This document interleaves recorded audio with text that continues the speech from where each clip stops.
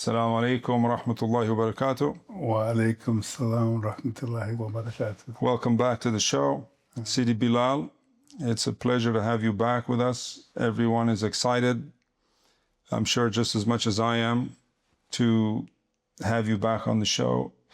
And I know the outpourings of inspiration and wisdom are... I don't see it so much as wisdom as you learn things as you get older. Right. I say that if there is wisdom, it's that I've made so many mistakes. So I have like hindsight. I look back, and I tell people this is the trap, this is the trap. Just to experience. Right. Maybe that's some kind of wisdom, but caution. Yeah, caution. Yeah. To use a euphemism. Yes. Right. So you had a question, but I had to politely request that you wait until we start shooting so that everyone else can benefit. No, I was just saying, I was trying to set the question up first. Knowing you were from New York, and this selling oils is famous in America with the Muslims. Atlantic Avenue, Brooklyn. Yeah. Same thing in at Telegraph and Berkeley and in my hometown, on 35th and 5th Street. But what I was trying to say is that we sold the oil, but it was not the same grade as this. Right. But when we used to sell it, because I used to sell it, be one of those people, we used to sell it as like, it's pure. Right. It has no perfume in it. But when I came to Jordan, I see when I go into the markets, I said, this is not what we're selling, because I can assume it's alcohol. Right. Okay.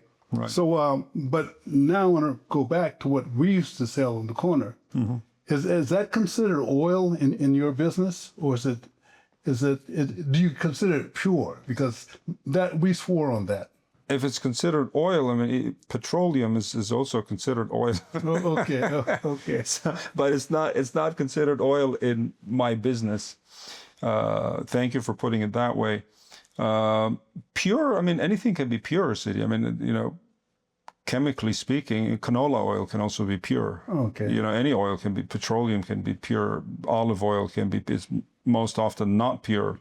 What the word pure is like not to imply anything, but in a general sense, when people say this is pure, it can be pure miso paste. I mean, it could be anything can be pure. But we're like theoretically. Egyptian musk. When we say is pure, what is understood is that it is natural.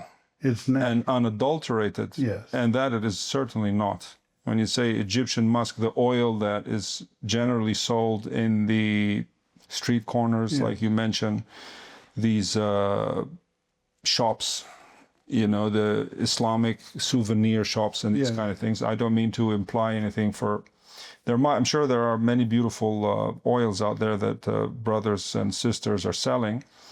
But when we say it's pure, I mean, that doesn't actually tell me anything, because alcohol can also be pure. So actually, and it not being pure sometimes, by that definition, a blended perfume is not pure. Okay. Because it's not one ingredient. You have, vanilla and chocolate. Okay. And jasmine and rose and so on and so on. So what we are looking for, rather than pure, we're looking for, is it natural? And moreover, there's a whole other level beyond just natural, because when you say natural, you got natural oils, to use the same simile again, that are natural, like corn oil can be natural, soybean oil can be natural. You're looking for the very highest quality, and even on top of that, for the very highest artisanal quality. So handmade, artisanally, meticulously, carefully, lovingly produced oils that are made to stand on their own as works of art, olfactory art. So if you go to any distillery that we work with, like take Blue Lotus, for example. I have smelled I cannot count. I mean, the amounts of Blue Lotus extracts. I won't say absolutes. We'll get to that. You know, what's an absolute? What's an CO2 extract? What's a distillation? What's a hydro? What's a steam distillation? And so forth. But the amount of extracts overall, and it's mostly absolutes, ethanol extracted, botanical, and they are so far apart in both quality and olfactory profile, and where they, as a result, where they take you, where they bring you when you're experiencing the aroma, that to say these are pure, they're all pure. They're all pure. They're all pure. But the difference is like night and day. So there are grades. There are grades, and there are methods, and there are, even beyond the methods, there are philosophies. I would say there's the guiding principle in any of these things is that someone has to have what we call an ethos, like that they live by, that everything is all about that philosophy. It's not, if you start, for example, a trade and you say, I'm going to now sell oils, as an example. Most of the time, I would say 99.999% of the time, people are looking at the outcome, which is the income. Okay, of course. Right? Of course. What am I going to make? Doesn't matter. So long as we hit that target, so long as we get to that destination, we reach our objective, we don't care what it takes, is what most people's modus operandi is going to be. But if you have a philosophy, and even higher than, you have an ethos. Okay. An ethos now involves morality and one's principles. Then there's no compromise. It has to be of this level, or it should not be at all to begin with. Okay. No. Yesterday I was equating your putting the oil together with music. Right. Like a composer. Right. And I use a musician from my culture, Stevie Wonder, you know. Stevie Wonder.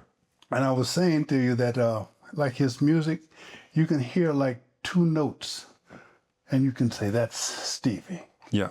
Okay. Is that the same like in your profession, that you can say, that you can distinguish, like, I'll use the word brands and philosophies from other philosophies? Or does it just run together? Well, no. Can I distinguish your brand? Most of our clients can definitely distinguish our brand, I would say. Okay. You know, if you ask them, there's a very unique breed of perfume aficionado that has come to be as a result of this involvement of ours in perfumery. And they can immediately identify an Ensar Oud fragrance the minute they smell it, because of that ethos that we talked about. So the ethos is the structure, is the philosophy, is the guiding principles that we have in place. So other people will have their own, you know, wherever they go. It's like no two people see the same world. Okay. You know? So no two sets of eyes see the same reality, right? So what I see here, if he sits here, he won't see the same thing. Let alone when you have an entire, you know, art form that you have personally created out of your own ideas and inspirations. I can't say that I have a teacher in perfumery. Like so-and-so came and I sat with him or her and they told me that, you know, do it this way. Then I brought my stuff back to them. They evaluated it. They said, no, let's tweak it this way. Let's do it that way. So it was personally discovered. I don't know if Stevie Wonder was kind of like... No, Stevie Wonder was self-taught. Self-taught. You know, he was Right. blind and he had a harmonica. All right. And from that, he went to any instrument he touched. Then he became a wonder. He became a wonder. Right. Right. Yeah. You know, when I first learned of your product, the word everyone was saying oud, oud, oud. Yeah. And a few years ago, I watched one of your videos, and it showed you on your journey in Vietnam and the tree, and it was very educational to me. Yeah. But now, so this is like about maybe 5-6 years ago. Wow. So in my head, I think, because the brothers come through all the time buying, and I catch a whiff. I said it's changing, and I guess that's because you're designing different, you're composing different songs. Let me use it that. I'm more precisely moving on to other genres. Okay. So not necessarily moving, but simultaneously exploring and developing and enjoying different genres. So what you used to smell 5 years ago, coincidentally, this is right at the time of when the pandemic hit. Okay, yes. Right. So we were actually barred from accessing the jungles. We were stuck at home, locked down. You can't leave even your house, go to Vietnam and so on. And so I was like, what do we do now? The distillers were also on lockdown, and the workers at the distilleries, so everything was pretty much dead. So while we had a perfume line by then, we had released like 3-4 perfumes or 5. It wasn't the main focus of the company.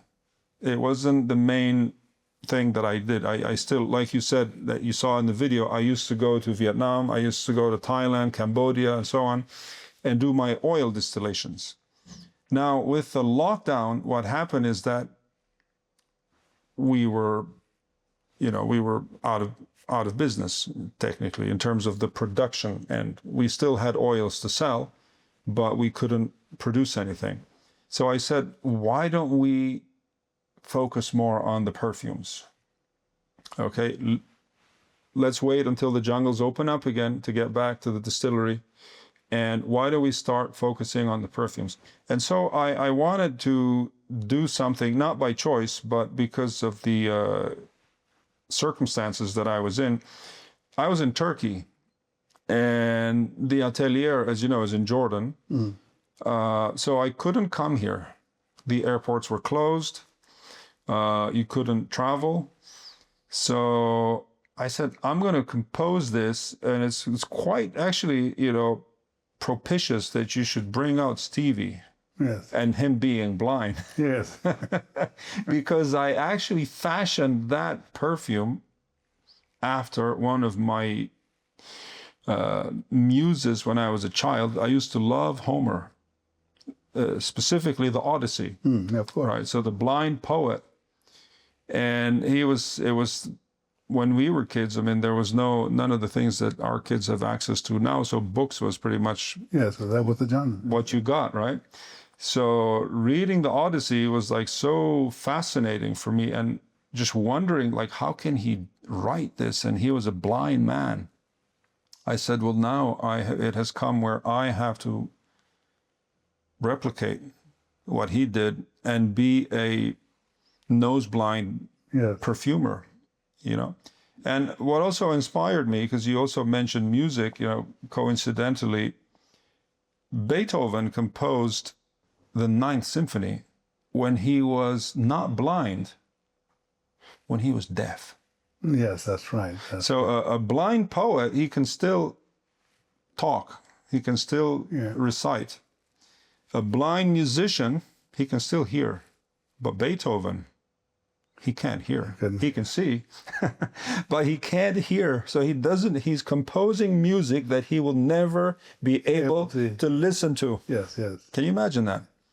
And it is consistently voted, when we were kids, they had these New Year's countdowns in New York City, what's the greatest piece of music in existence? It was always the Ninth Symphony. Yeah, exactly. Without fail. Yes. Dun, dun, dun, dun. Yeah. Yes. Oh, but I want to, in my head, maybe other people have the same misconception I do. I was thinking until this conversation that the base of all of your perfumes was the oud that came from Vietnam. But this is not, it is. It is. So not all. Okay. I wouldn't say all. That's a very big statement. All, because I mean, I like perfumes that are fresh. I like perfumes that are gourmand, that are like edible stuff, like, you know, they smell like culinary artifacts. And I like perfumes that are citrus. You know, like I'm quite fond of lemon and bergamot and orange, right, as perfumery notes. So I like to enjoy these sometimes without the oud.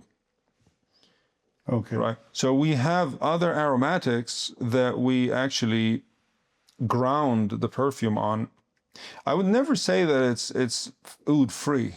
Okay. Like I don't think that it's extremely rare for me to make a perfume that has no oud. But to say that it's fully based on oud, that the full base, the way that you just worded it, is the entire base chord is oud. Now that is much more so than it used to be. So now I am making way more oud-centric, oud-heavy, and oud-themed perfumes than I used to. I used to love to make very musky perfumes. No. And like we had the aromatics that we discussed yesterday, the exalting fixatives, we call them. Some people call them the elating fixatives. Ambergris from the whale, civet paste from the civet cat. Okay, castoreum from the beaver. Hyrax, you know, from Hyraceum, right? Hyraceum from the Hyrax is the other way around. And we have muskrat, which has a gland that produces a smell that is akin to deer musk. We haven't done the musk ox yet. Now, what is this now? There's an actual type of ox that has a musk. Oh, the ox, the animal. The ox, the animal. Yeah, the ox, yeah. Right. It has a musky, it's called a musk ox for that reason. It has a musky aroma.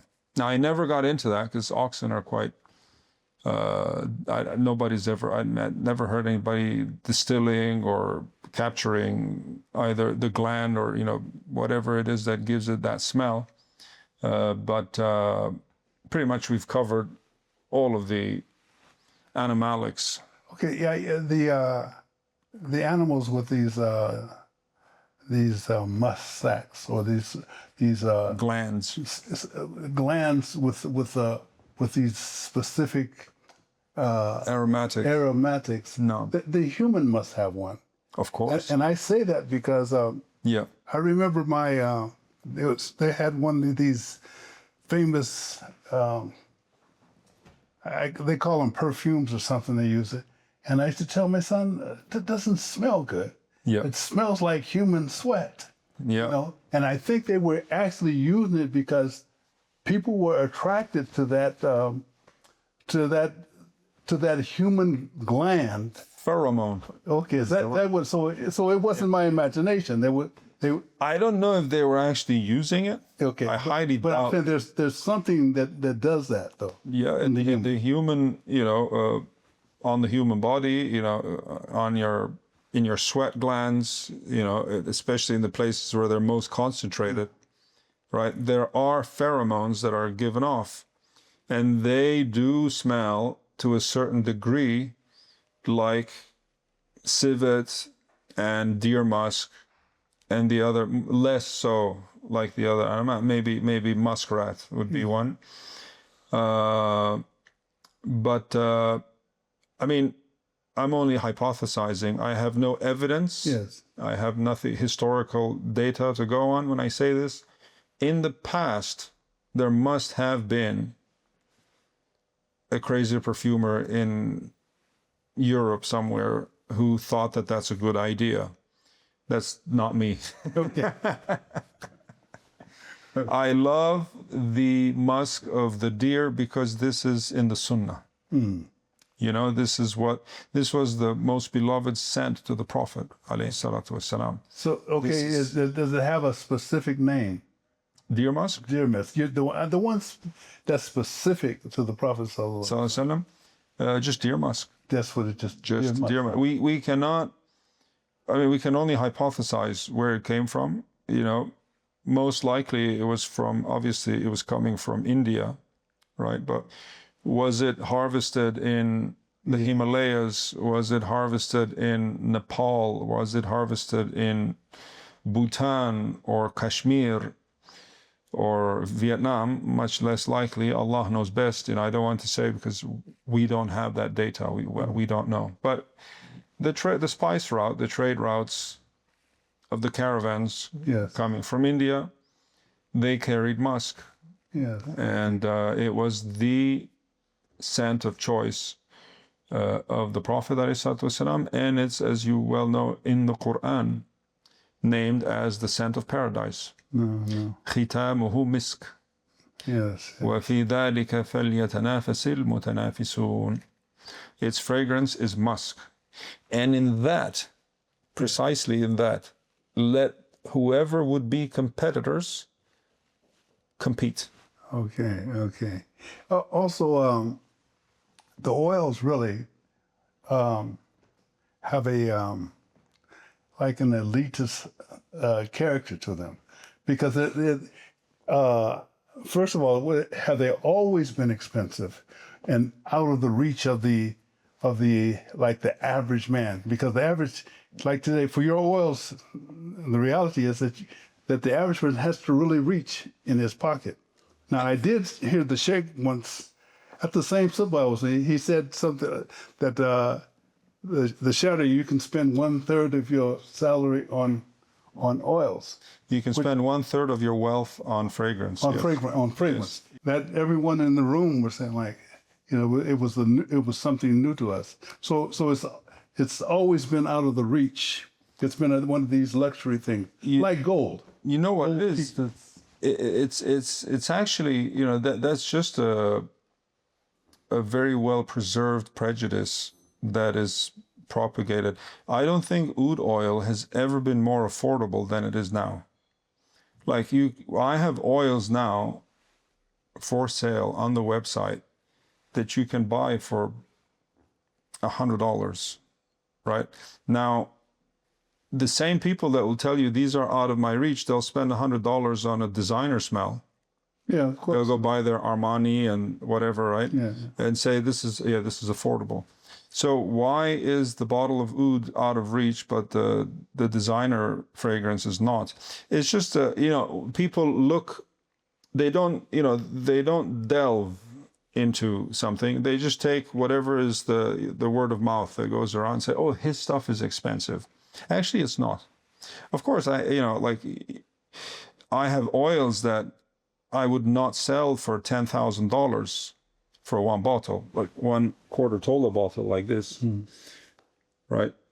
$10,000. I used to sell them until things changed with sourcing, production.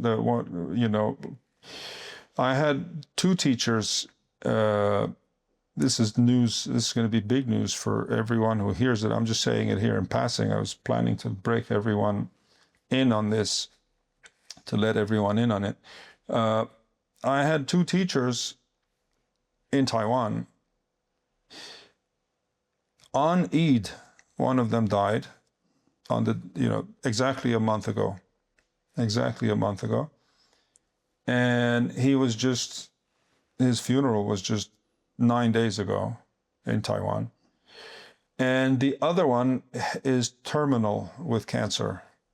He's going to die, right? So he's calling, and today, this morning, it's quite a coincidence this came up. This morning he texted me. He said, "When are you coming? Oh. I am very disappointed that you haven't come when you heard the news, because I'm waiting for you." Right? And I need to go to Taiwan to see him off, basically say my farewell and see him off. So I had an oil actually that we make a perfume with. It's called Kiara.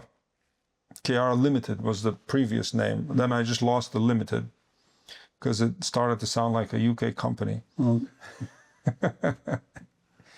So I just call it Kiara. And the man who made this oil for me is now at the very last stage of his life. I don't know if he has weeks or days to go. And I'm praying that I can catch him before he does. Inshallah. Inshallah. The other one, unfortunately, I missed the funeral. They invited us to the funeral. That was the man behind, I have an oil by very famous and very well-loved oil, which is now no more, called Quinam Rouge. Was his production, Vietnamese oil. I wish I had some to show you. It's all gone into the perfume. I might have some of a second batch that we did, but I'm not sure. I have to go rummaging for that. And he was behind the Michina oil, which is an oricent, comes in this bottle like what I just showed you. And he is the man behind Mentien. Those were his productions. And also my other, I have other, Hainanese productions that are his oils. The man is not with us anymore. Yeah, he's not with us anymore. And the Kiara distiller is not going to be with us for too long. So all these oils now, if talking about expense and expensive, I wouldn't say that they're expensive. What I would say is that they're priceless. They're priceless. They're priceless. They're irreplaceable. They're not something you can put a price on platinum and gold. You can. But when you say, give me a Kiara LTD again, for one, the trees don't exist. Okay, so it's like a one-in-a-lifetime experience. Yeah, it's like, like people walk the Himalayan peaks in order to attain wisdom and, go on a journey to find themselves and so forth, right? This is almost like that kind of thing. Experiencing this smell is a rarer experience than climbing Everest. Anybody can climb Everest. It's always going to be there. Yes. Right? But Kiara LTD is not always going to be there. I don't know very many products that are like that. Yeah. Maybe they would say like a wine. I wouldn't call them products.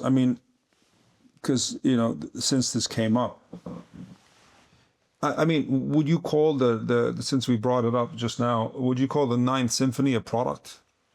No, it sounds too... He made it. Yeah. He made it in order to earn his living. Of course. Yeah, Stevie, I'm sure, did the same thing. Yeah, of course. Yeah, but can we call them products?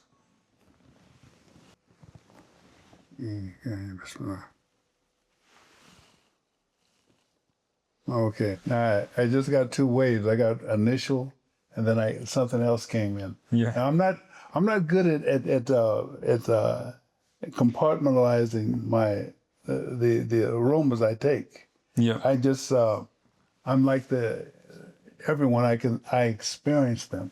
Yeah. And I guess the one who can verbalize his experience is the one who becomes more of the expert, or one who can really critique. The lover. Yeah, the lover, yes. The ashiq, the one who is consumed by his passion. Yes. Right. Yeah, that's... If you just give it a slight dab, Sidi, because the oil it might rub off and then go. You can put that in your beard. You can, there you go. Yeah, that's usually my habit there. Then you'll carry it with you for the rest of the day. Oh, wow.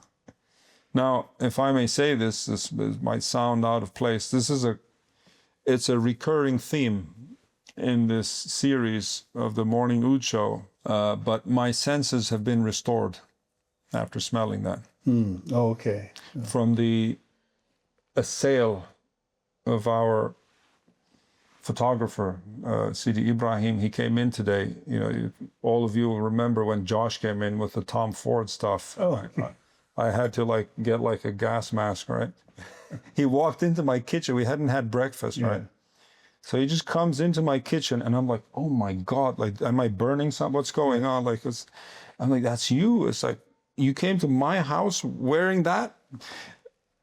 And he said, I didn't know. I mean, Usually, after we put it on, it disappears. the spray perfume? No. I'm talking about the oil. oil. This is my experience with them. Yeah. You get it, and it disappears, and you say to yourself like, "Oh, it's gone," Yeah. and then it Comes back again. Especially after you make wudu. Especially after you make wudu. Especially after you make wudu, yeah. you become drenched in it. You become drenched. Yeah. Yes. Well, I know the difference between good coffee and Cheap coffee. the cheap coffee. Yeah, coffee is another whole other. That's right. That's right. And two, it's I guess it can run out also as a Oh yeah. because it's a plant. It's from a tree. Yeah, it's harvest. It's harvest. Yeah. Yeah, just like the jasmine. Sometimes we have a good harvest. Sometimes we have a not so good harvest. Rose harvests from the same plantation will not smell the same.